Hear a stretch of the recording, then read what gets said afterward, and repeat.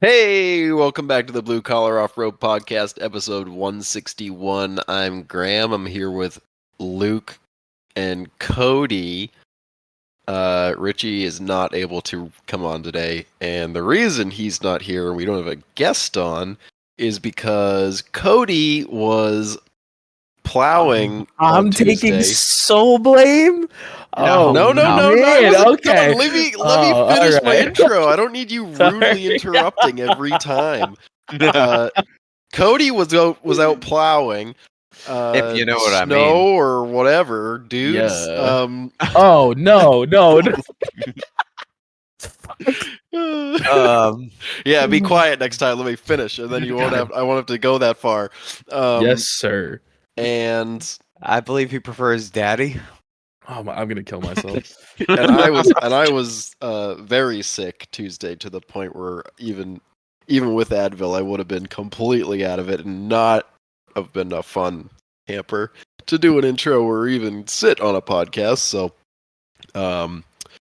here we are, a couple days later after the calamity, and just recording a quick one here to just sort of give you guys something to chew on, because we know a few of you will start sharpening the pitchforks if the podcast doesn't come out once a week. So I find the cult following to be awesome and kind of hilarious, but just a little bit scary. there aren't many of them, but the ones that do, they will DM us or messenger us or whatever, saying where's the podcast, and that's it. Or something along those lines, and you feel so bad. You have to explain what happened. So instead of having to do that, we're just going to release a podcast so they don't have to. I mean, now they're going to be asking questions, but they'll have a podcast so they won't be mad, right? Hopefully. And I kind of get that, because back when I was listening to the podcast, if it like I would get so used to like a social norm, especially like for people who drive a lot. Like you get used to that social norm of like, okay, every Friday I'm gonna pop on the podcast and listen to it on my way to work or on my way home. And then when we fuck up and we don't put one out, it's like, where the fuck is it? I'm all fucked up. My life is in shambles because of these guys. And then it's like I gotta text them and be like, "What the fuck, boys?" And it's always such a good time, because yeah, we do apologize a million times over for those moments. But shit happens. All right, you fuckers try starting a podcast and doing it every week. Okay, damn. Yeah, honestly, like, I like doing it week to week instead of having the backup, because before in some of the earlier podcasts, we were like, I think 2 weeks behind, where we record 1 week and then it wouldn't come out for another week, so we had a more of a delay. I felt like it was less personal. Agreed, dude. Yeah, like having it be like, okay, we record the episode Tuesday or Wednesday and then we dump it on Thursday for people to listen on Friday. That's like very quick. Like we've had this conversation, it's only been 2 days. Like if people have anything they want to say, they can just ask, or questions or relevance, and it doesn't to us feel like a million years ago or 2 weeks ago. It's like, oh, that was the other day. Yeah, for sure. I mean, I agree completely. Like when people bring up something, it's like we just had the conversation a day ago, so like I don't know, it's still fresh in our heads, just like you were kind of getting at. Where back in those days, they'd be like, "Oh, dude, last episode was great," and I'm like, "Who the fuck did we have on?" Yeah, and it worked. It worked at that point in time, I think, just because we sucked. We were still pretty. Yeah, we kind of sucked, and the conversations weren't really going that great. Not that they're really much better anymore, but I think we flow a little better, so that's cool. Yeah, I would agree with that. Yeah, and so, I don't know. Yeah, so I didn't do anything all week. I was sick. The miracles of Advil kept me functional really today and yesterday, but yeah, I haven't been up to much. It's been cold. Even if I wasn't sick, I'd be debating going to the shop. I need to get an electric heater. Not that the diesel heater is wrong. It's not doing anything wrong. It's good. But it's a pain in the ass. And I was talking to Marvell earlier, and he was asking if I was going to the shop tonight. And I was like, hell no, I'm still sick, and it's freezing out. It was fucking cold as hell, to be fair. I know, I can tell, because I can always tell when in the apartment, because if I go down the stairs to the door, that area is very drafty. Like the air gets in. Fortunately, heat rises, so like the heat for the apartment usually stays up here. But if you go down those stairs and it's cold, like you know it's cold. There's 2 doors. Like, Yeah, I feel that. It was. Oh, man. So I ended up getting screwed over at work, and this becomes relevant here. Because I walked into work, and it was like 9:45 at night, and I'd worked 7 to 7:30, and I thought it was going to be a little in and out adventure, and it was like 25 degrees. I left. It was 5 fucking degrees when I left in Tennessee, and I'm like, what the isn't it fuck supposed is to be this shit? warmer down there? I thought it was supposed to be nice and balmy, and you know, Last winter was like 40 all year, except for that one random minus 19 day that we had, which was also another oddity. But like, you know what I mean? It was fucking miserable. All progress on Logan's Jeep has just stopped because it's like, fuck working in 15 degrees. yep. Well, that makes me feel better about just I don't know. It's not it's the circumstances have all been out of my control for the most part. But I just haven't made as much progress on that as I'd like to. I got the transmissions. I talked about how I drilled those holes wrong, right? No. Oh, I Wait, did. oh, you told no, you told me on the phone that day. Oh, Yeah. I can just never tell if I'm talking to Cody. I just assume it's on the podcast. Damn, I bought alright. this fancy. If I have talked about it, I apologize, and if I haven't, well, here you go. I bought the IRO clocking tool to like clock the to drill new holes in the correct position. But my dumbass, because I didn't make it out of cardboard and On it wasn't the like doubler or on the tranny? transmission. Okay, cool. So it's a 231 doubler and it's flipped, so the case is on backwards, and those things are keyed, so you can only put them on one way. So you can't put it on backwards, so you can't be dumb, which makes sense unless you actively want to be dumb, and then you needed to have it flipped, which is what we needed. And when I did it the first time, I made this thing out of cardboard and just punched the holes and drilled them, and that was that. And I spent a lot of time on this piece of cardboard making sure things were right because I really didn't want to fuck it up because I had no idea what was happening other than I needed it upside down, and this is the best way to get it to go that way. And the other holes from the other transmission on the rig before this manual was this transmission with the holes drilled to like I think 5/8 or some ridiculous size. They were massive. And it just looked sketchy and felt sketchy, and I was wondering why the hell it was like that until I tried to put the transmission on the new motor, or the transfer case on the new transmission, and it just didn't fit because it was upside down. And then it all made sense as to why the holes were bigger, but I hated the execution of it. So I spent a bunch of time on that cardboard thing, made it, came out mint, worked great. Well, I bought this IRO off-road Clocking jig? Iron Rock off-road not locking jig, but like a clocking jig, yes. So my dumbass takes it, goes, sweet, this is going to be super easy. I don't have to do any of the work. And my dumbass put it on upside down, or put it on front ways up, all correctly, like you were going to just clock your transfer case. Which doesn't work because you need it to be the other way. So I basically drilled clocking holes in the transmission that aren't going to work because even though they're holes, it's another set of holes, they're not upside down, so it doesn't do me any good at all. Which I was very upset about at first, but then I realized that it's just an AX15. You can take the back housing off. I'll clean the inside of the other one up and put it on the other transmission, and it'll be fine. And it's good because I actually get to look at the inside of that transmission. Hey, you wanna send that down here? What? You want the improperly drilled AX15 tail housing? I don't have. It's properly drilled for me. No, because now it has holes in it, right? It's got No, it two would holes. work for It's me. got two sets of holes. It's got the OEM, and then it has a. It's. I don't have a like doubler, so I don't need them to be flipped around the opposite direction. I can just slap that bad Larry on there. But isn't it internally drilled? So wouldn't you have to figure out? Actually, wait. How does that work? Is it extra? Is there a flange that you are drilling Yeah, from the there's a big backside old out? flange Yeah, that have all the you've stuff Okay. sits on.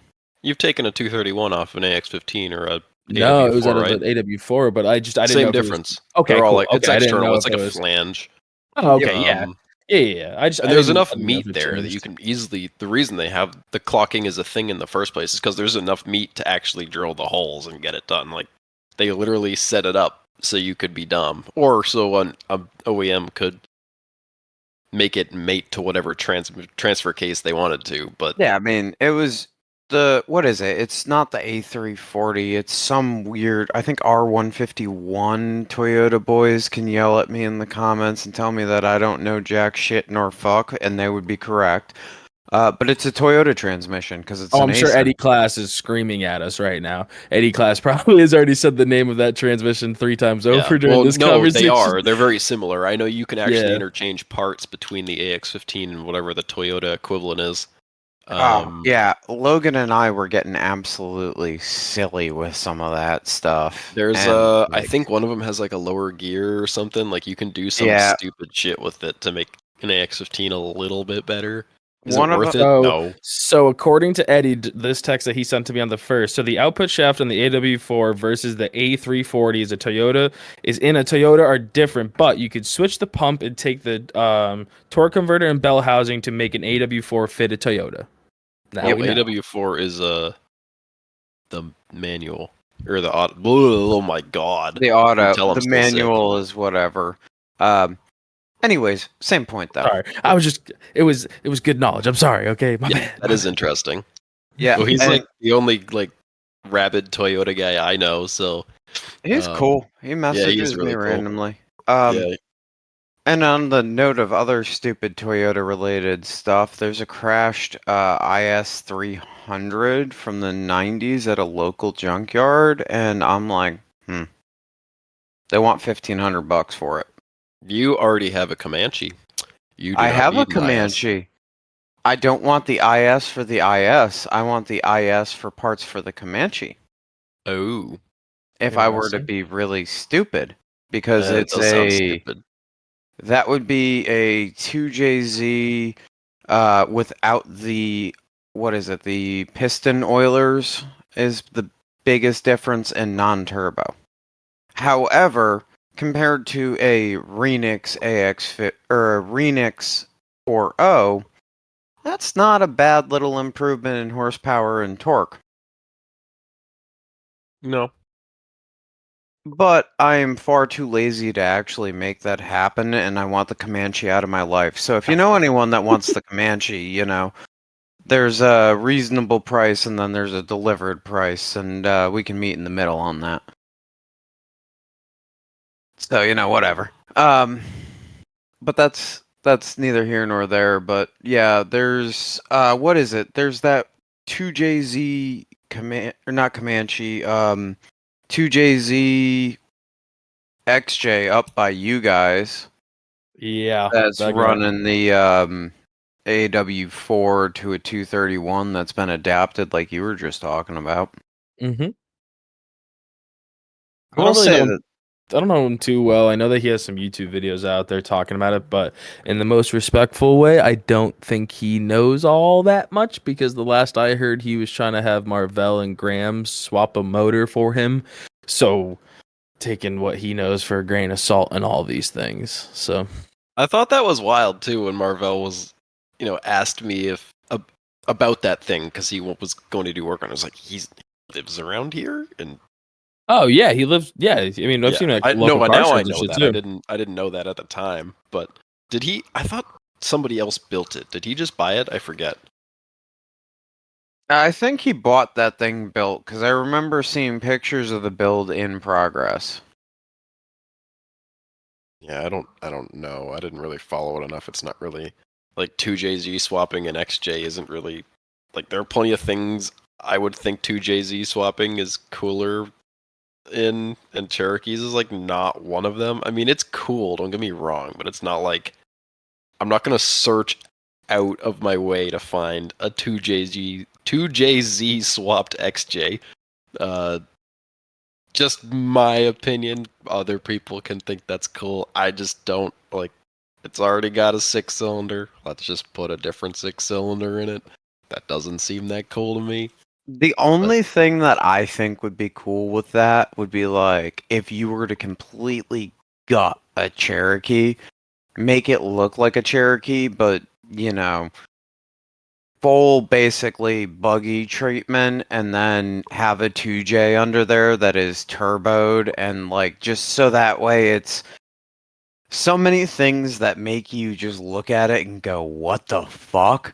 That you have to just walk around the whole rig scratching your head. Yeah, but that's not what that one's like. I want to say it's That one's like an 35s. XJ. It's just like XJ things, but it's got a 2JZ, and that's cool. It's a But it's not 33s. like Exactly. 30, So it's just like, XJ. it's just XJ. It's not. Yeah, yeah. Not It's what you great, would consider not- like your not- typical non-wheeler XJ. You know? Yeah, it's just like a nice daily driver XJ with a 2J, and that's cool. But Yeah. that's not what like gets my socks off here. If it was like a 2J XJ slammed on its nuts with half the body chopped off to get it like not stupid low, but like dumb low, that'd be cool. Or like you were saying, Luke, like full buggy turbo the fuck out with of the the thing. and- fucking like Cherokee body over the buggy, that would be fucking cool. Even if it too. was like a 1-ton, even if you had a like 40s turbo 2JZ 1-ton just beat off rig, that would be cool too. I'd be okay with that. But alas, it is a daily driver, which is cool. Just different. it's not a it's missed potential. There is so much more potential, and Maybe it'll get there. I don't think it'll get there with that body. From what I've heard, it's a little rusty, but I don't know what Yeah. they're fixing, because I think that was part of the job that I was supposed to help Marvell fix. I don't know whatever came of that job, but I think he ended up turning it down because he said it needed a new body, which isn't very. Owners of vehicles don't generally like when you say that, especially when they're swapped. But it is the reality of New England: is shitboxes rot. So, meh. I don't know. Either way, it's cool. It's cool enough. I'll give it that. I'm not trying to rag on it. I just No. I It's think just it's a not my cool thing. proof of concept too. I mean, I think it's a very unique thing. It's expensive as shit for one of those motors. And could you have probably done something a little bit different for a better cost? Probably, but also it's like we're also talking about it right now, so clearly they did something correct. yeah, it's a Right? talking point. If Yeah. nothing else, it's a talking point. So that's cool. So, I mean, since this is kind of a pickup sticks thing, what else you been up to, Graham? Life wise, anything cool? Like fun life wise. Ooh, I can't talk if you couldn't tell. Yeah, Um, well, we can't English normally, so this is no surprise. yeah, but but I yes. usually can talk. I just like I can't. I mean, over the past, I mean, I've done a lot the past 2 weeks, but like it's not all podcast related or like relevant, or like fun to talk about. Feel that. You know my details on that. So. I was in Florida for a day, which would be cool, except it was for a funeral. Yeah. Then I got sick, probably from being in Florida for a day. Yeah, Just because what you're in happens when you go to scummy Florida. Florida, man. Come on. Gross. Yeah, and that's, I mean, just tinkering away on Sean's stuff. I gotta get that, like I said, the transmission's gotta go back together once I swap the tail housings. And then I gotta just go, full bore on that 05 Plus. It's just gotta get done. I'm not delaying it. I'm just, at this point, I'm waiting to put the transmission together so I don't fill it with metal from cutting the stupid 05 Plus housing down. It's like, I want to say 50% cut off. There's just like fiddly work and some of the casting on the driver's side. Like I have the top half's cut off. DeWalt actually makes some pretty good blades. So I know I've always been a Diablo guy. If you listen to the podcast, everybody talks about Sawzall blades. I'm always saying the Diablos are the greatest. Well, I went to Lowe's and I found these DeWalt blades, and I'm not a DeWalt guy. I don't really like DeWalt blades. And and these things said, and I didn't read it very closely at the time, but I did after I used them and was cutting with them, and they were doing really well. It's a You do know DeWalt's two- the same thing as Lennox blades, right? I just want to to clarify that. So nope, this isn't a Lennox blade because I mean it must be, but it's not one that any of our mutual friends can get from their dealers or their page in DeWalt. Like, they just absolutely can't do it. can. He's just not talking to the right person. Yeah, well, he hasn't. Either way, he Because hasn't done just it. like I They're got not- that DeWalt chop saw. I mean, it's doable. He's just Yeah, dumb but they and also you're couldn't asking get the me wrong- he couldn't get me the compressor Air either. Like, compressor? there's some things they Because just can't he's- get. No, because he's No, okay. no. We'll talk the about this reason I later. got the compressor I got is because he's talking to the wrong person. He's doing it the wrong way because trust me. What makes it any different than buying any part? It's just something from their website, and it doesn't have to. The unless website it's that weird and special. Like sometimes shit happens, and these are special blades, Cody. But it said 2 times the life, and I was like, well, 2 times isn't as good as 100 times, which is what the Diablos say. But then I read it after it was cutting, and it said 2 times the life of the Diablo blade. And I said, okay, fair. Well played. Well Yep, played. They actually are really nice blades. They cut pretty well. They were noticeably more resistant to like the immediate fade out that you would get with them, Cody. That the Diablos had. The DeWalt's didn't do that as bad. And they cut like when you actually got them on something where they were. It wasn't just cutting through straight cast. It would actually had like a start and an end where you could cut through it. It cut like butter. That thing just ate it. So those worked really well. Fancy blade or the new ones? The DeWalt blades, the ones that I grabbed, they are fancy blades. It's a Diablo blade, or it's a competitor to a Diablo blade. It's a carbide tip sawzall blade that's expensive. It's like I don't know, $10. Not cheap. Yeah, carbide's not cheap either. You can get like but $10 to use a sawzall blade and cut through something that I'd have to sit there with an angle grinder for God knows how long, or because of a weird angle. That's the thing, is it's like especially on those housings, the weird angles, you can't get a saw or an angle grinder in there. You have to use a band, or not a bandsaw, a portable bandsaw or a sawzall or something else. And I don't have a portable bandsaw because I'm not made of money, and I don't really see what use cases I would have for one of those. But other than that, the only thing I'll say cost. is I'm lazy, and I would buy one to do an 05 Plus if I had to do an 05 Plus. But, I would, that's but me. I spent like $3,000 on shop equipment last month, and I'm not doing that again in any immediate future because it's done. Like, I have all the things I need, minus like little tools here and there. Like, I have the basics. There's no need for me to be hemorrhaging any more money on that place unless I absolutely need it, which happens, but it's not going to be in the triple, quadruple digit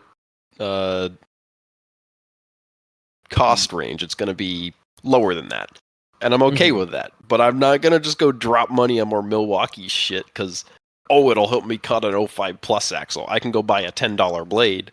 Oh yeah, well, I would $10 also buy blades for $15, and those will get through half of that massive chunk of casting, and then the rest you can finesse with an angle grinder however you need to. So that big one does fucking work. Yeah. The one that Marvell brought out. I bought a bunch of blades for that too. It's still there. Oh, that was great. That was fun. That thing, I like that thing chugs. Yeah. Definitely I do gotta be want one of careful those. though, because I was on. There's that one section that I was like on for just a little bit too long, and it went like a solid quarter inch into the tube, which again, not terrible, but still, like, take your eyes off of it, and that fucker's gonna dig. Yeah. That's always a fixable. good thing too. that they're half-inch wall tubes, and you can just fill that in with some weld. That's what I was gonna say.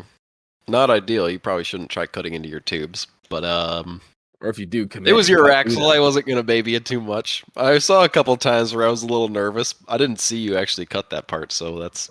I was sucks, also fucking drunk. You could have just tapped me on the shoulder and been like, "Hey, bud, let off on that side." No, a little you bit." wouldn't have. I told you to quit drinking the beers too, and you didn't do that either because I made you think about how many you had drank, and It was fine. I only had 10 that night. I was good. exactly. I was good. The night after is a different And story. I tried to intervene at 7. I'd like to mention. No, So you were a good friend and let me keep drinking in your presence. That's a good friend. he wasn't driving home. He was operating definitely power wasn't. equipment. I There's had a hospital PPE. down the road. He had PPE. Yeah, we're good. We're good. Everything's fine. Yep. In a big angle grinder, but it's okay. Hey, he had some big angles to grind.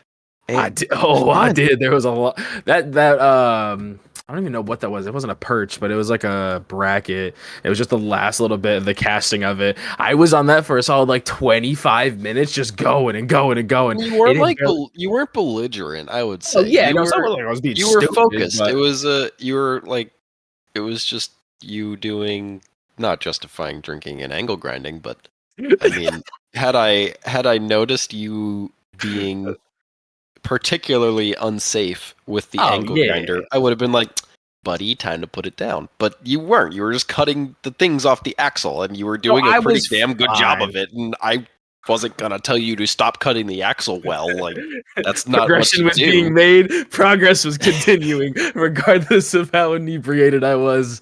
And a lot of it was you sitting on the sawzall, like my arms are tired. I couldn't feel my hands. Exactly. He was complaining about his hands. Like he needs to feel his hands to use a sawzall. I'm sorry. No, that was fun though. That was a really good night. And thoroughly that and weekend in general. There was so much progress done at the shop, and then we had a fucking fantastic New Year's. I was sick. Yeah, that was definitely one to write down. Yep. Start the new year right. Cutting axles and inebriated cutting. Yeah. Oh yeah. But anyways, yeah, I'm excited to kind of see things kind of get moving on Sean's rig. I'm sure he'll be happy to get it back. I'm sure he's already written off snow wheeling for the beginning portion of this year, but maybe he'll be able to. Yeah, well, that was never his plan to begin with. He has a he's on Warrior. He wants to go to Wheeling for Warriors in May, which is more than enough deadline. I'm trying to get it done long before that, so we'll see how that goes. At the rate that I'm moving right this second, which is a snail's pace. That's not looking amazing, but I do want to have it done sooner rather than later.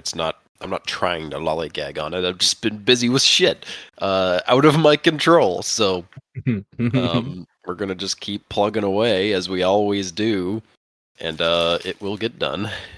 I also kind of want to have it out sooner rather than later, so I can have my Jeep not getting filled with snow because it doesn't have any windows. Why don't we go Target? Quite a bit. What? Why don't we go Target? How did you not end up with windows, Graham? I don't know. That just happens. Trees take them. and rocks. But we should let's just go this weekend and go put a tarp over. We can go get a tarp for dirt cheap at Harbor Freight. It might already have a tarp over it. I don't want to turn it into a swamp though at this point. It's cold. Just let it freeze and do its thing. It's probably better that way. There are not going to be any squirrels or mice living in it because it's cold in there. It's not a warm place to hide.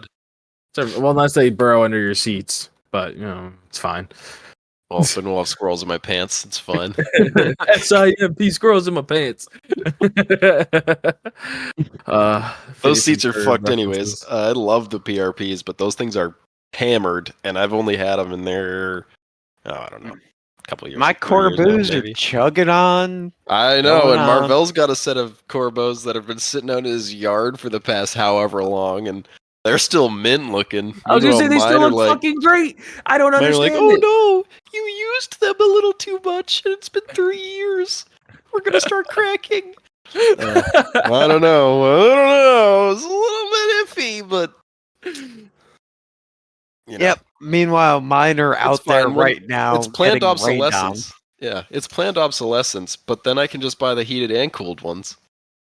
Because you're bougie like that. Yeah, you gotta like that. With my AC blown out now, I need something. I should fix that this summer, but we'll see if I get there.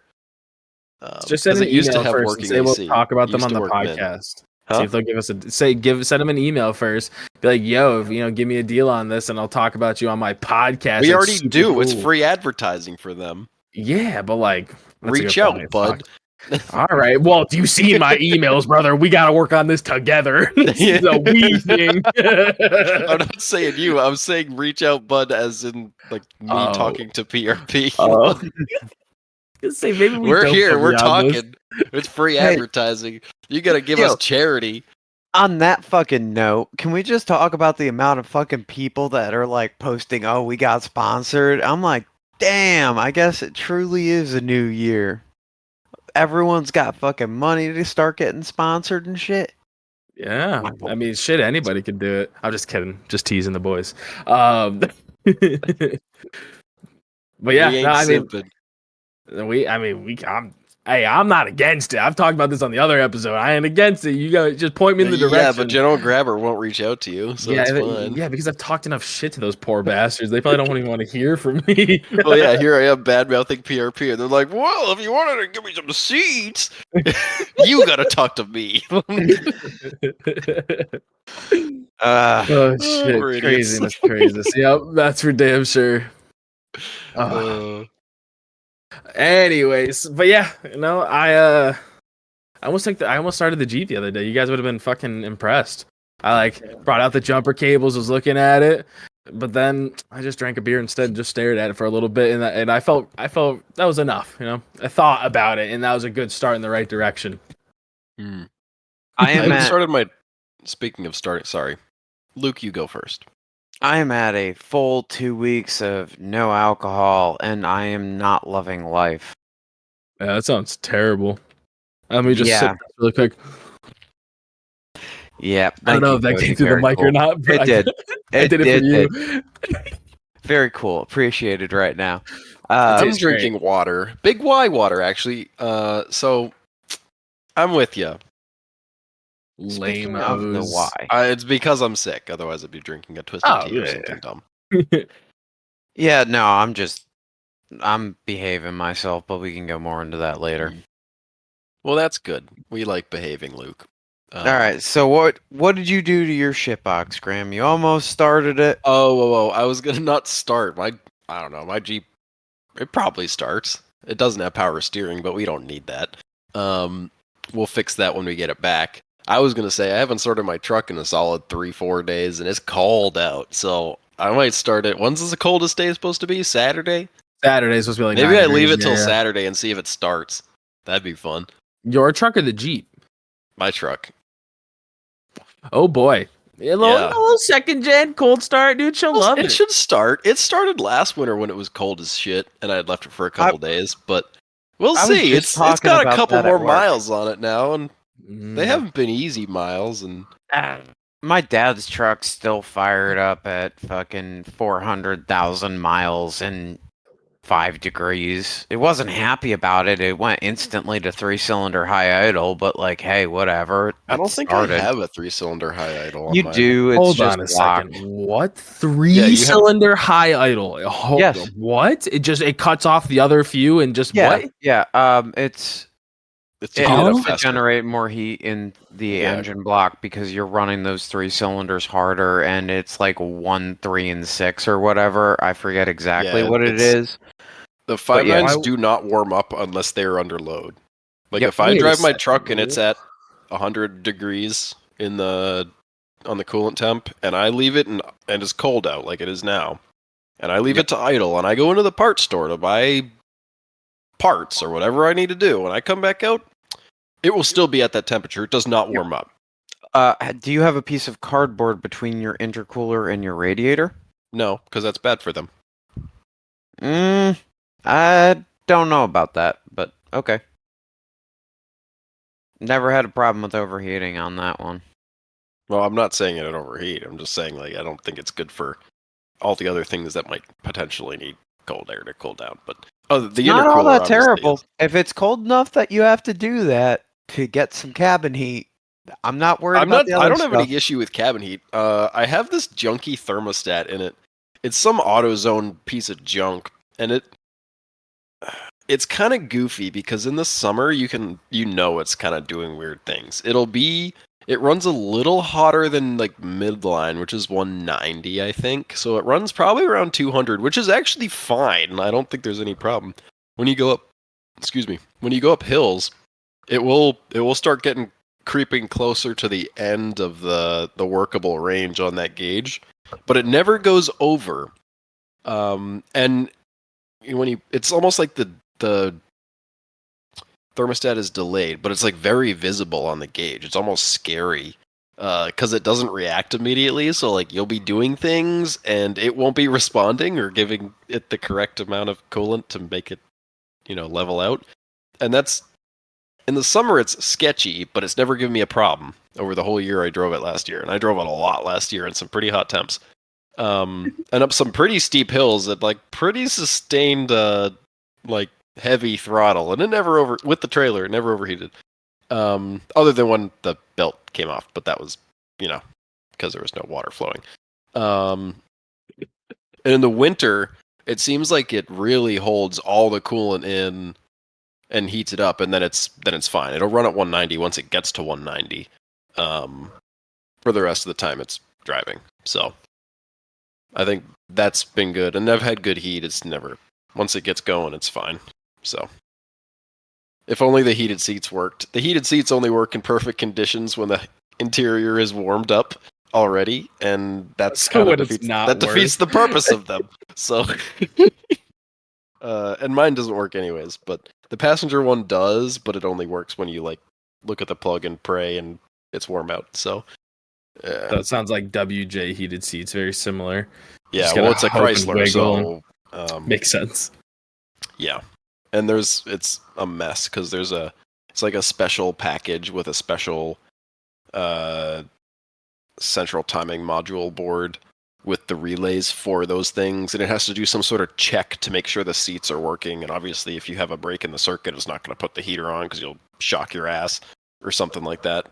Or it's going to get really hot, really fast. So, fortunately, from what I understand, that board, that board with the heated seats is very difficult to find, or it's expensive. It's like $300, which isn't that bad, but like for a board from 2000s seats, it's pretty damn expensive, and I think that seems to be fine. It's just something on the circuit. The actual like wiring is messy. It's like it doesn't have consistent ground or something dumb. So I don't know. I don't care that much about the heated seats. You drive it, the heat warms you up, and then you're good. But yeah, kind of interesting, kind of annoying. But yeah, it'll be fun to start it in the cold. It gets really grumpy in the cold. It doesn't usually have any problems. Like only one other time has it really chugged when it was cold, and it was last year about this time. So it'll be fun to let it cold start for a little bit. Do you have any weird like training issues that come up during that time, like when it's cold out? No more than normal. I mean, it always is kind of grumpy with me, but it's never it's never had any major problems other than the little jumpy thing it does, and that's not a transmission problem. That's an electrical problem, but I'm not really gonna do anything about it because I can fix it with why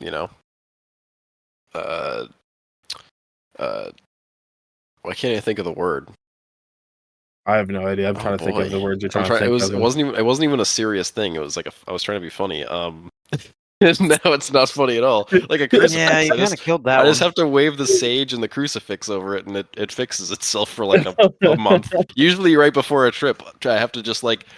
I'm not joking. There is literally like things I'll do to make it not do that, and every time it's totally fine for an entire trip. Like I'll drive God knows where. Like Luke, when I went to Tennessee, I got to Tennessee.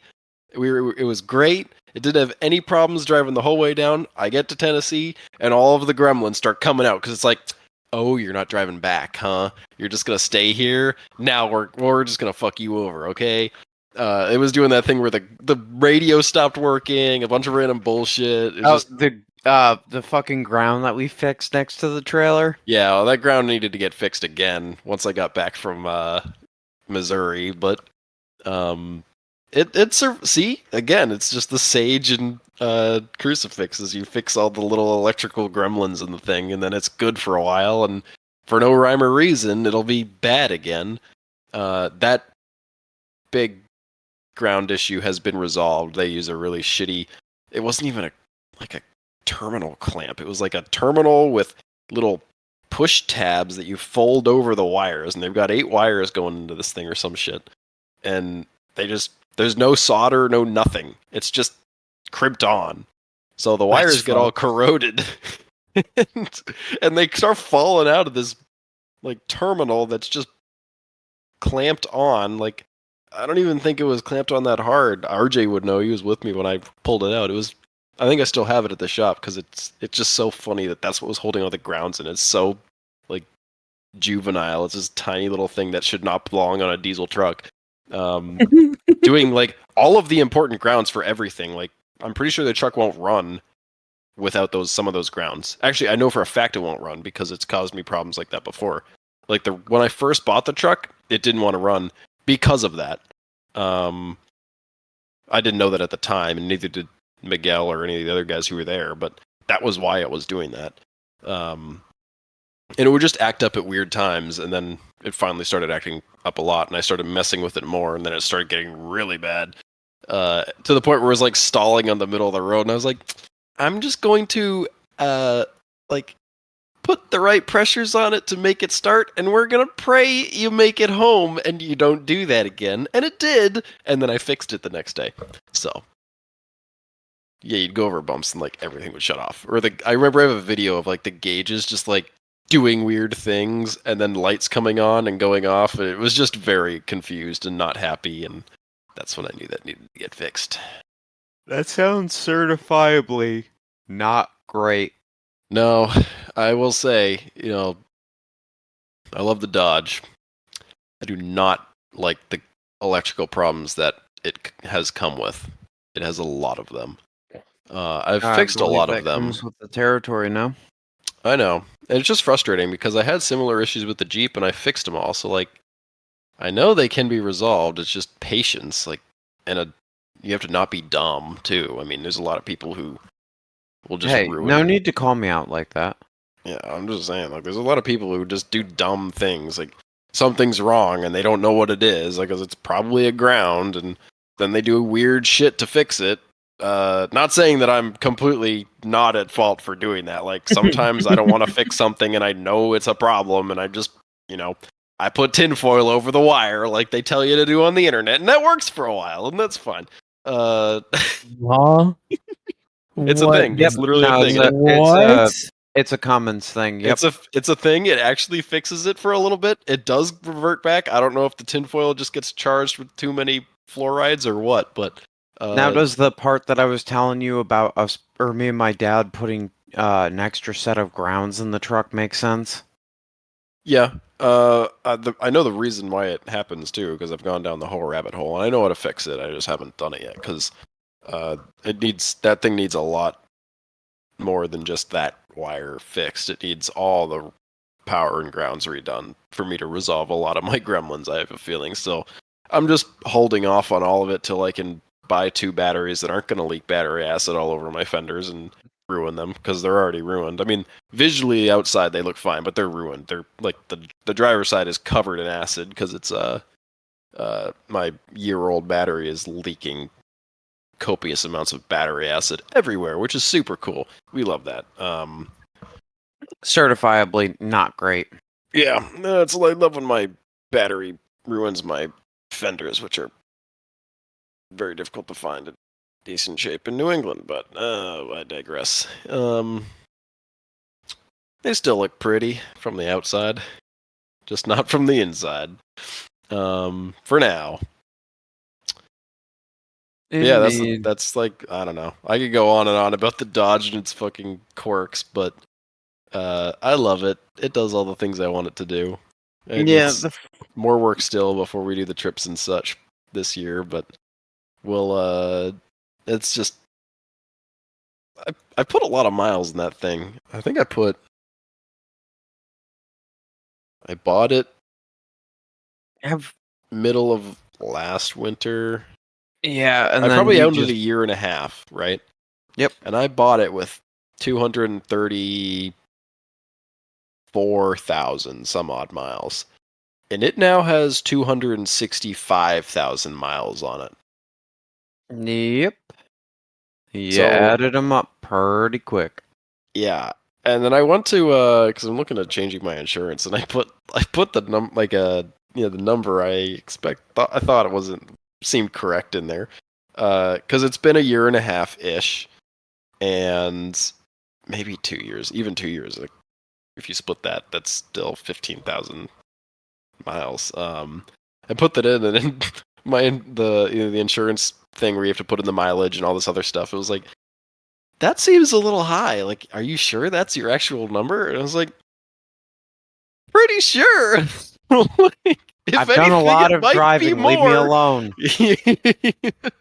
Fuck It off. was like making me question my answer there. I was like, well, I know what the mileage is and how long I've owned it, and just made me Yeah. think about it. I was like, damn. And I was like, kind of counting up the trip miles and all the other stuff I do. I mean, it's like Have not we talked? uncommon. Less so the past couple months, but I imagine once things ramp up again, it'll be the same. It's like weekends, and I was telling Alexis, like, when we were first starting to talk, she was like, "You're always out like driving." Like, I was like, "Yeah, it's weird if I have a weekend where I'm not driving 6 hours somewhere or in a round trip format, or like over the course of the weekend 6 hours." And that was like a low number. I do a ton of driving, and I don't really No, think why? about it till yeah. Yeah. Have I told you about the situation I'm in with my truck right now? No, it's before though, so I can only imagine. No. This involves far more than just Ford. Oh, let's hear it. The state of Tennessee has lost my title. That's What? fine. You don't need that anyways. What the fuck? Yeah. So like, Why did they have your title in the first place? because Capital One has my title because I owed money on it. Yes. So, Okay. so when we moved, whatever, like, I did end up fucking having to change some stuff and like refinance, and like I stayed with Capital One and all. I extended the term of the loan to reduce the payments a little bit. So now I was getting real close to getting it paid off, and I had to go and register the truck, and I wasn't thinking much about it. So I pull in to the drive-through, and I'm like, all right, cool, I'll be done in 5 minutes. Here's my insurance card. Here's my registration. And the woman goes, yeah, state of Tennessee doesn't have your title.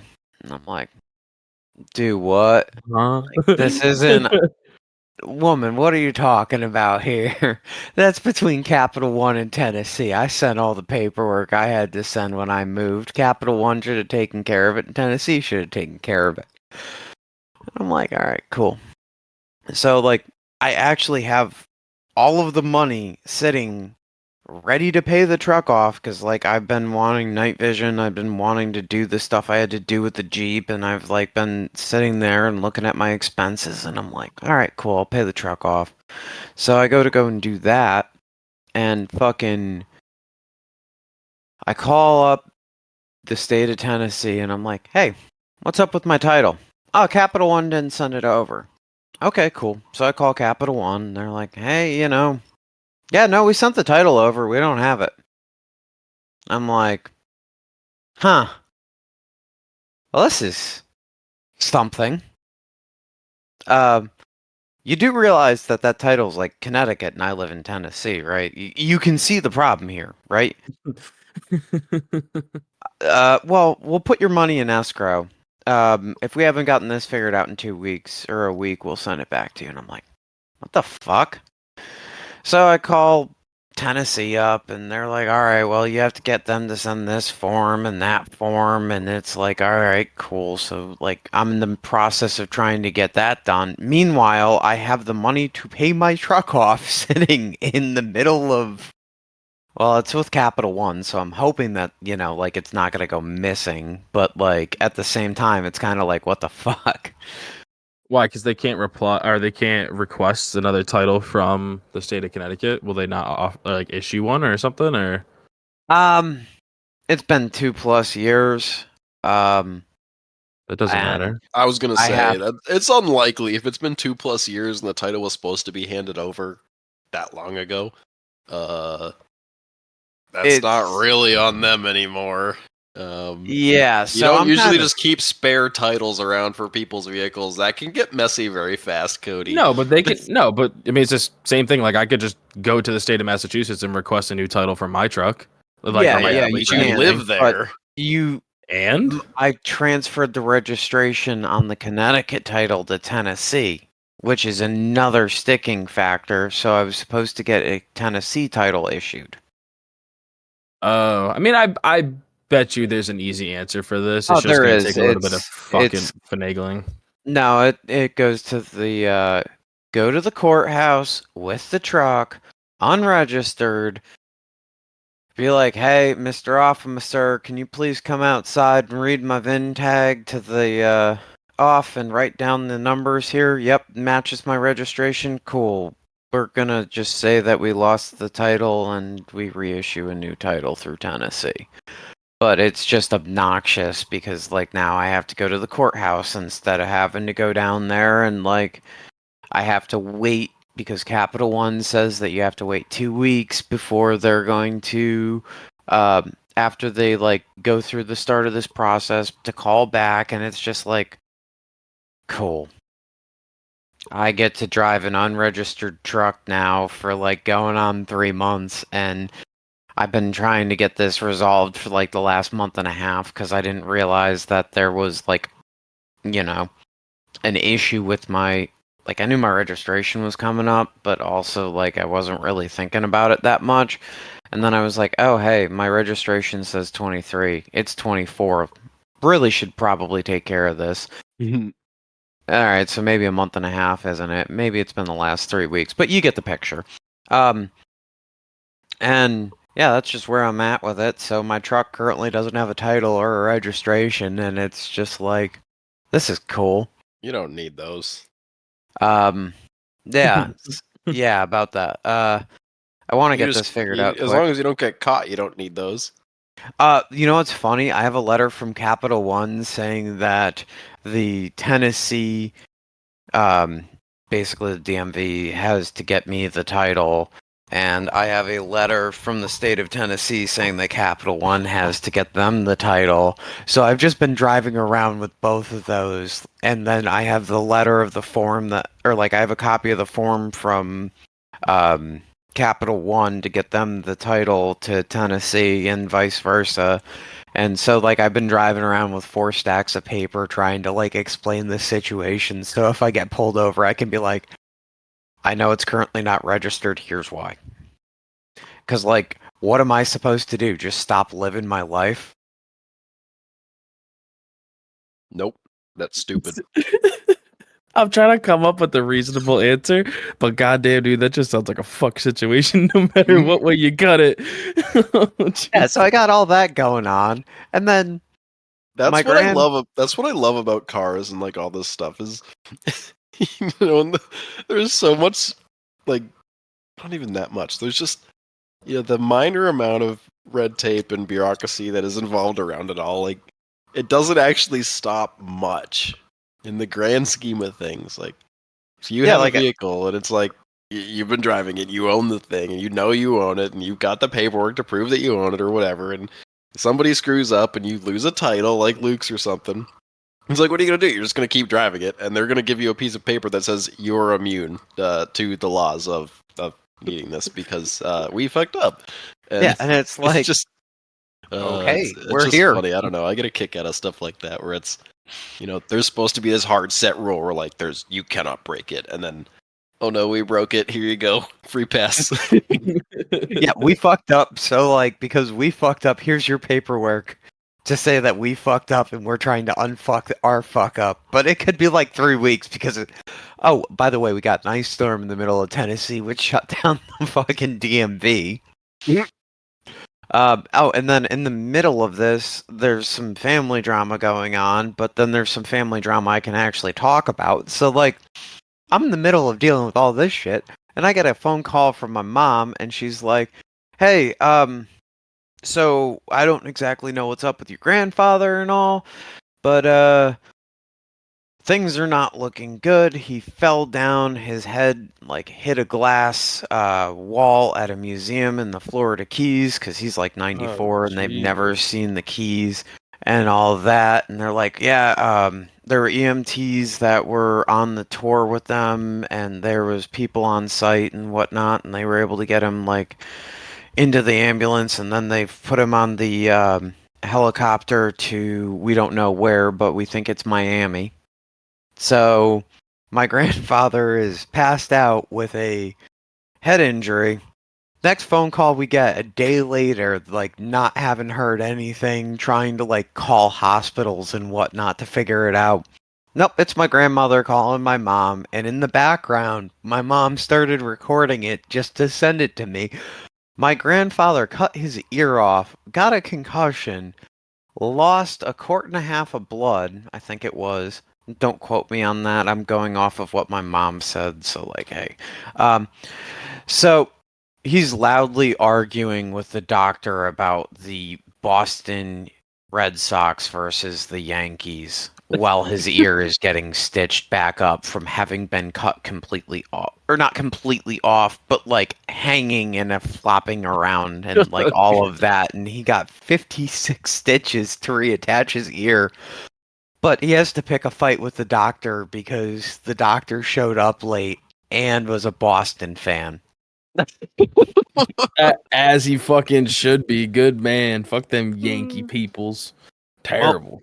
My grandfather grew up in New York in the 30s and 40s, so you know, it be like that. Fair enough. That's a good. That's a good answer. So like, it just I've got all this stuff going on, and I'm trying not to like have a conniption in addition to some other stuff that I just won't talk about on the fucking podcast. And yeah, so that was fun. So I was like, okay, cool. And this is right in the middle of me deciding that I'm going to go back to not drinking and do the sober for 6 month thing, with the only exception being wheeling trips. So that was a real fun test of that. Means you're going to have to go wheeling a bit more. Yes. Gotta curb that addiction with more wheeling. It's not an That's addiction. the best way to, I mean, it's like wheeling becomes the catalyst, right? So then you become addicted to wheeling. Yeah, well, that's the real way to do it. We need to figure that out for Cody. What's Cody's addiction? You're not allowed to dip unless you're wheeling. Good thing I haven't touched my tub and haven't touched my tub in like 3 months. Let's go. Fuck yeah, dude. It's not even that like I don't want to, or it's not even that drinking was a problem or that I want to like drink excessively. I mean, there was a couple of points in there where I was getting shitty a little bit too often, but it wasn't like it was routine. At least for like the last year or so. There was definitely a couple of bad points in there, but you know, hey, whatever. People are people. So I just was like, you know what, screw it. I'm going to do the 6 month thing. I'm going to go back to the gym and whatnot. And I'm also going to start like dieting because, you know, it just seems like reasonable. And yeah, anyways, hit the gym, fuckers. I'm at 205. When I left Connecticut, I was 225. And Graham, when you came down, I was at 212. So just off of dieting, that's been pretty good. But I've been back to the gym twice, and it's been nice. Oh yeah, man. Yeah, it's too cold. I don't go to gyms. I enjoy running, but not when it's 5 degrees outside. Yeah, can't. I was do that. I was not happy when I walked back in there. Like I still got some of it, but I don't have my bench dropped about 40 pounds, and I'm not happy about that. That's what happens. You have to be consistent. I'm aware, I Dad. can't pick up anything. Didn't we have a conversation about this last week with the... Yeah, I don't know if it was on air or it was a conversation we were having beforehand. Oh yeah, because Jake was doing the lifting stuff too, and he's a cool dude. We were talking about the requirements to be a police officer, right? Yeah, that was off air, I think. Yeah, and it was like, what is it? It was like a third of your body weight or something? It was half your body weight? 2/3 your body weight. 2/3 your body weight? Well, yeah, it's nothing for me. Yeah, it's like what, significant fucking for you too. 48 pounds. But like, anyways, to get back to it though, I was like, cool. Put down a nice 160 single rep, but I was able to sit there and do 95 pounds for 36 reps, and I'm like, oh, cool. All right, I still at least have the endurance side of it. I don't have the brute like PR side, but you know, whatever. Yeah. I mean, a lot of Progress it. is still progress. I don't know how much Exactly. this applies to the lifting side of things, but running is one of those things where if you it's mostly mental, and I have a feeling that lifting to a certain extent is probably the same, No. right? If you're comfortable doing it and you have a mental understanding of like what you're supposed to be doing in the form and all this other stuff, like you can probably lift a weight that you haven't lifted in a while just because you have the muscle memory and Oh, you have yeah, I'll give you technique and all that. that other stuff, right? And it's the same with running. It's slightly different because running is very much mental because it's hard, right? People who don't run a lot, uh, Cardio sucks. I fucking yes, you get hate that, but cardio. there's a comfort in it that you don't get unless you've done a lot of it. And I've done a lot of it in my earlier years. So even though I don't run a ton anymore, it's something that whenever I'm like, I'm gonna go for a run, I can pick back up. And usually when I do that, it'll I'll start a streak for a while, and then I really get back into it. But even like the first week which is difficult, right? Anytime you're starting something Yeah, that you dude. haven't done in a while, it always sucks. But you get that initial bit out of the way, and then you realize, oh, it's the same as it's always been.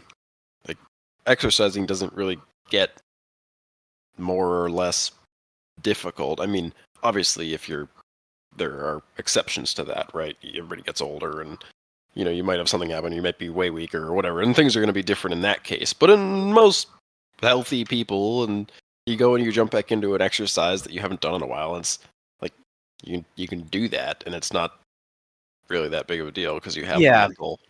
mental Yeah, and skill it's or thought. Mental blocks are out of the way. Like you already know what you need to be doing. You just need to do it, and then there's yeah. satisfaction from that. I like doing a lot of free weight stuff too, so I was kind of happy that like I sat down, grabbed the barbells, and it's like, 25-pound barbells are not a lot, but like at the same time, like it's a reasonable enough starting point to pick back up at because I was doing 35 pounds before, which I know that's like not a lot. Okay, I get it. There are some people that are meatheads, but whatever. Um, and I was just like able to comfortably do the exercises. I left feeling like shit, and I go for a lot of reps. I don't go for a lot of weight right off the rip. I'd rather just build up to the point where, like my bench set's 36 reps. I'd rather be at a point where I'm comfortable doing 36 reps with a lot of weight than be comfortable with doing one rep, like sprinting versus endurance running type of a deal. Um, but I saw this one weird statistic that, on the note of running, did you know that the average American will never sprint again after they turn 30? That sounds like a lie. Mm, Most people have children after 30, and you're telling me your kid's not gonna run away from you and you have to sprint to catch them? I think they mean like a prolonged, like actual, like sprinting endeavor, or it might have been running. Sprinting is a lot of stress on like long distance is stressful, but it's a warm up, warm down sort of thing. I mean, if you warm up and sprint, like then 30 years old, I have no doubt. I can see where that's coming from though, because it is just like aggressive. Like it's just a lot. Yep. Um, it's a lot on your body to do that, and it's just But the thing that I'll say is after reading that, every time I go in the gym, even if it's just on the treadmill, I try and bang out at least like a minute as fast as I fucking can, just so that way I don't fall into that statistic. mm. What you should Because, really I do is went find a track and do yeah, I even know. if you just do a 100 meter, I'd because that rather just go treadmill hiking though. sucks. Yeah, and that's realistic. Hiking is good too. Actually, Because, different muscle groups too. It's like running doesn't and sprinting doesn't hit the same groups of muscles that you'll get from hiking. It's totally different. I think it's a more useful set of muscles, in my opinion. Running, like, building running muscles is great, don't get me wrong, but, like, it's not realistic. Realistically, you're probably going to be carrying more things up a mountain than you are going to be running on a road in most cases. So, Yeah, I'd rather. I like hiking, and I like hiking with weight.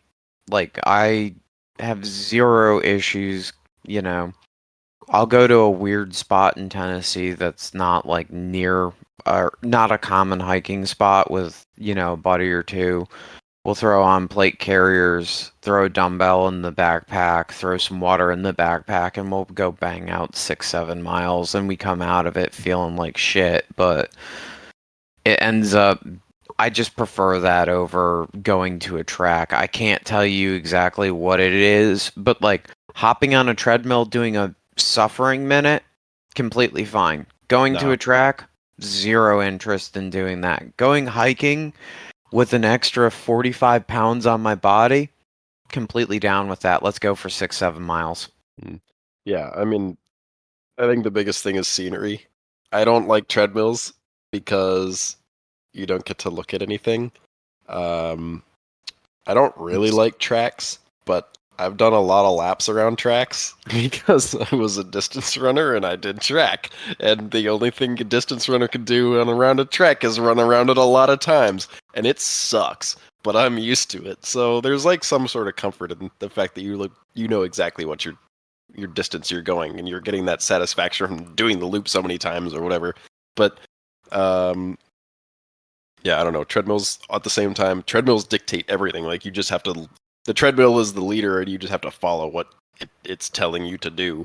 And I don't know, it's not realistic. If you actually go and like not run on a treadmill, then you'll end up, you'll probably end up going slower because the treadmill is pushing you.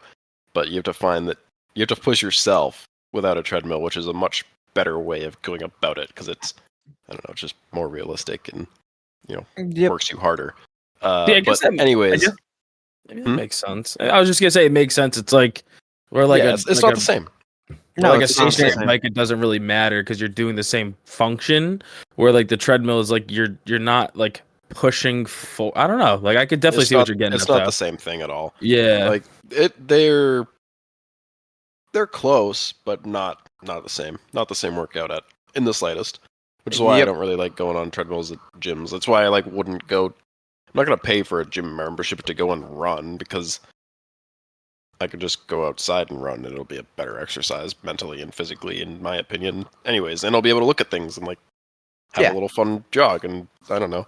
Really like the why. The why is what I settled on for the new gym because the guy that I was going to the gym with, who was a coworker, decided to, and also a co-owner of the gym, decided to get involved with the other co-owner's wife, and you can see how that went for me. I'd probably get into the co-owner's wife too. Was she hot? No.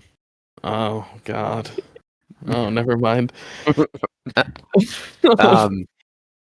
I very rarely use this description when talking about people, but she was a warhog. Damn, I guess everybody has a type, right? Yeah. She could bench 250, but scary. Yeah. Scary. She could testosterone. Bench 2 of me on top of her. Almost two. God, I forget how small you are sometimes, Graham. Graham's not that small. There's no way you weighed yourself. You're definitely a solid 145, no doubt. I'm 155, 160. Yeah, I was gonna say, but there's no way you're 125. That's like no. Tiny. I was emphasizing just for the image in my mind of just being double bench pressed. But yeah. I was gonna say that's like Morgan sized. You're bigger than Morgan. No, definitely. He's definitely. When he said it, I was like, he's definitely wrong, but I'm not going to be the one to correct him here but then I was thinking about it, I'm like, man, I can't be having people out here thinking my man's is 125, can't be having that. Oh, shit. Just a little toothpick wandering around. Some RJ vibes there. Holy shit. No, again, not talking shit to RJ. Last time he was like, man, you're talking shit against me and I can't say nothing. So no, not Yeah, talking you're shit. goddamn right, RJ. I am talking shit. Hit the gym. Yeah, it was about Jesus Christ, it's not for everybody, so relax there, Luke. Anyways, I'm just he- giving RJ shit know, I because it know. fits the conversation. No, but we were talking about his seat time, and I forget what the whole conversation turned into afterwards, but I was just like, Isn't he bro, I like wasn't. 17. Not actually No, 17, but he's bro, like what, 20 something? yeah, he just turned, I think he's just turning 20, or he is 19. 19. He's 19. Yeah. And he Yeah. fell in with you lot. God, Yeah, why are it's you doing that to the poor guy? no. You gotta take into consideration. It's not just him though. He's younger, so like, think of his girlfriend, who I don't know her age, but like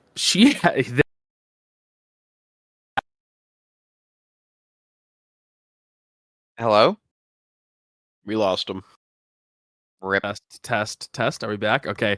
We're back. I accidentally just ripped the the cord out of my microphone. But like they have to learn to intermingle with us fucking old idiots, and like they just have to get used to it. I don't know. I feel like that's gonna be such an interesting dynamic.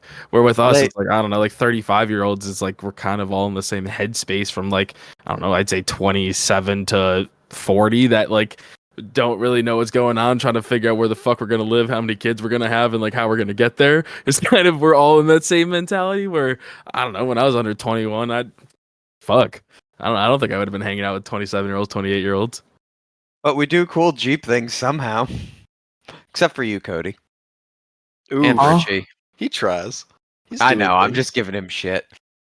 Anyways, He's also just being responsible. There's nothing wrong with being responsible. I know. Even though I I give know. plenty of people shit for trying to be responsible. I just like Yep. you got to be responsible, but then like leave some room for the fun because you can't just be responsible for your whole fucking life. Well, Yeah, that's like you might be happy when you're 65, but I'm not gonna, chances of you being, I'll be dead by the time able-bodied I'm and crawling 65. around into a rig at 65. Not impossible. Not saying that's impossible at all, but that's a lot shorter of a window of you to have a ton of fun with a rig versus if you just start now and continue to commit to something and don't blow your entire bank account, but at the same time don't cut yourself off from the hobby entirely because you're for the sake of saving money for your future. Again, not financial advice. This is just Graham advice. This is just Graham grumbling. Yeah, I don't know. It just doesn't. I don't know.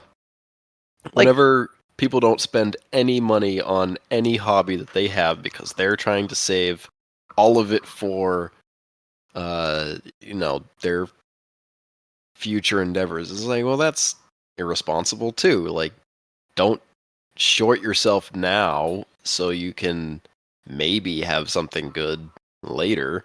Why don't you just balance yourself and save some money for later, but then also save some money for now and not end As up the in man making close to 100K a year, just saying.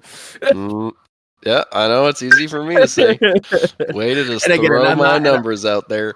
It was a rough thing, and obviously I'm not discrediting the amount of effort that it took for you to get to the point. So I'm just teasing you on that fact. Yes. Yeah, Well, I mean, you can make that work with however you want.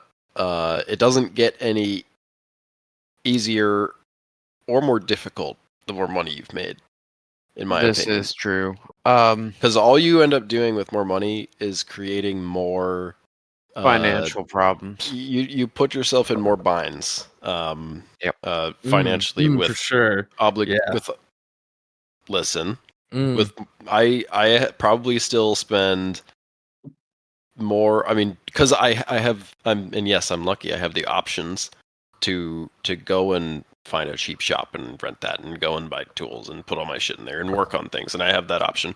Now, do I share that with my friends who don't have that? Yes, and if we were in flip positions, I would hope you do the same. So it's not It is what it is the end of that, basically. I mean, I'm not I was going somewhere with it, but I've lost my train of thought. like You can make it work with as much or as little as you want. Like it's not about the money. Yes, if you have more money, it makes things easier, but it doesn't necessarily. No, I wouldn't say that. If you have more spendable money, would make it yeah. easier. Well, your Because spendable money is all depending on your overhead.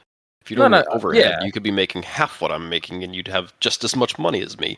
I yeah. have a No, lot that's of what I'm overhead with a saying. lot of Yeah, things. like Yeah, I have very low overhead and I make, I don't know, 15 grand less than Graham, but my overhead's lower, so therefore we're probably in about the same actual boat at the end of Yeah, the I mean, year. when It's I've just talked with other friends, about stuff like that, and I look at their overhead and I look at mine, I'm like, yeah, they're definitely, as far as income they have to choose whether they spend or save or do whatever, they have more.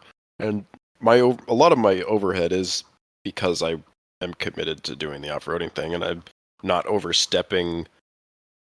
My overhead isn't overstepping what I would let it if I was, making what I make. If I made less, I'd have to probably chop the overhead down a little bit or live pretty uncomfortably.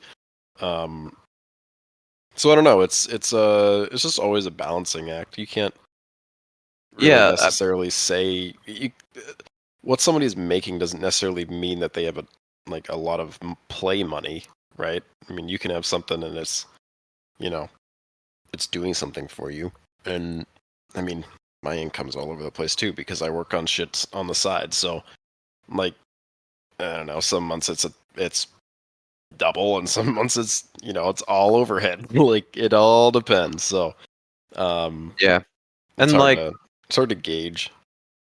that's why I'm, paid off the truck basically, and like I'm just trying to figure out the last of that right now, getting the title stuff squared away and then getting the actual title in my hand. And like, all right, so it's not completely paid off, but like it's 1 month away from being paid off. So as a result of all of that, the goal for next year is I'm trying to hit it completely debt free, so that way the overhead that I have is not affecting me at the next stage when I have to buy a house. Because like eventually I am going to have to buy a house because shop rents down here are more expensive than the mortgage payment plus it's more expensive to rent my place, rent a shop, and all of that than it would be otherwise, unless we figure something else out with Logan and myself Yep. going in half on a shop and whatnot. But either way, it's still like I have to get rid of that payment, get all the other stuff squared away. Yeah, I would say. I mean, I don't know the climate of shop space in Tennessee, but I Not mean, great. yeah, it's probably not close. Is the thing. I bet you pricing it's good compared to here, but proximity is probably your biggest challenge. Proximity is definitely a challenge. Like if I could find a place that's less than an hour away, it would be awesome, but Yeah. that's still, trying to find a place that's an hour away Yeah. is not exactly easy either. No, and an hour is a frustrating drive. Half an hour is almost too far for me. I don't love the I commute. miss the shop in Terryville so fucking much because it was 10 minutes away from where Yeah, I worked. that's nice. That makes it. You don't really have to. You're not thinking about it, right? But that being said, I mean, my expenses for actual like rent for my shop space and my apartment are significantly less than what I would be paying for to pay down a mortgage on a house. So which is mortgage something with I've a always shop said, that and I'm size too. happy. Hmm? With a mortgage on a house with a shop space that size. Yes. Oh, Yeah. 100%. Yeah. And even just a regular ass house. I mean, what kind of house are you buying nowadays that isn't going to have, I don't know, what's the average mortgage monthly payment for like a With small taxes ass and house? everything and insurance included, it's like over 1,700 for like an average house nowadays. Yeah. Well. Yeah, And that's with like a still totally more different than what down I'm payment. paying. I mean, and that's not Yeah. including, all you'd have to pay on utilities and all the other stuff. So, Oh like, none yeah. of that would change for, if anything, it'd be more. I think that's what, some of the people who are all gung ho about buying houses don't understand. Like, it All doesn't, right. So right now, pulling up the Googles it's in convenient, yes, but it's not always 2022. it's not always financially the Yeah. most Oh yeah. sound opinion. I mean, yes, it's better in a lot of ways, but it costs more. And I don't know. I don't care one way or another. It's just that if anything, it's just more obligations that I've got to deal with at this point in time that I don't want. Right? I don't want to have to mow my lawn. I don't have a lawn, so I don't have to do that. I don't have to buy a lawnmower. And I Um. just dealt with all this, like doing the shop stuff, like gathering all the things to make that shop what it needed to be. Because I basically pulled myself out of the other one, and Jacob, had he owned all those tools, so he took most of the tools. I kept a couple that he let me keep, all of which are my prized possessions. But like it was starting from scratch, and that's it costs a lot of money to start from scratch, and none of us own a home, so you're starting from scratch. So Yeah, uh, and I just did a quick Google search. Right now, the average monthly payment is $2,883 on a 30-year fixed mortgage. yeah, that's significantly more. That's about double, almost Is- double what I pay. That's skewed weird. That was I just got mine from a mortgage lender. That's the only reason why I felt confident saying my number. That's that. I mean, you're not wrong. Again, every house fucking varies. Every price varies. Yeah. Everybody's yeah. interest This rate is varies. across Everybody's the insurance, everybody's entire taxes. Like United States too. Realistically, This is you'd like probably be paying Google. about $2,000 to 22 grand or something along those lines. So that's like if 22 you were to grand. level. Wow. Sorry, Yeah. 2,200. 2 year loan on my house. 22 Yeah, grand a yeah, month. hell yeah. You're just Pay that shit slapping them out there. quick. Fuck, That's that's funny. wild though. Yeah, I Yeah. don't know. So I mean, as nice as it is, and like, I'd rather just rent and spend less money and then save the money that I would be putting towards, that. And when your mortgage of a water house heater that I don't want. explodes or your furnace goes Oh yeah, I down just call or you. anything I like don't have to that, do anything about it. It doesn't come you out of my pocket. just call me. Shit. When did I become your maintenance man? You're the maintenance man. I can tell you. I You do still that gotta shit. you still gotta fix my light. Easily, bro. I do that shit daily. Like that's not. We just gotta point to the light and be like, okay, fix. So, not to be that guy, but it is starting to get a little bit late here, and I've been up since 6 this morning. And you don't even have to edit. I do. Sleepy. Indeed. So, any you guys want to wind it down? Yeah, we can Yes, start get winding the hell out down. of here. I'm okay with that. This was a weird one. We started with some like semi off-road car related things. Yeah, well, it was bound to be a weird one when it's the three of us alone in a room. That's just how it be. You're not in my room right now. I'm in your walls. Fuck. Come down the street. Indeed. All right, let's fucking wrap this shit up. Let's go. All right. Well, then on that note, don't run through life, but walk with a purpose with everything you do. Amen.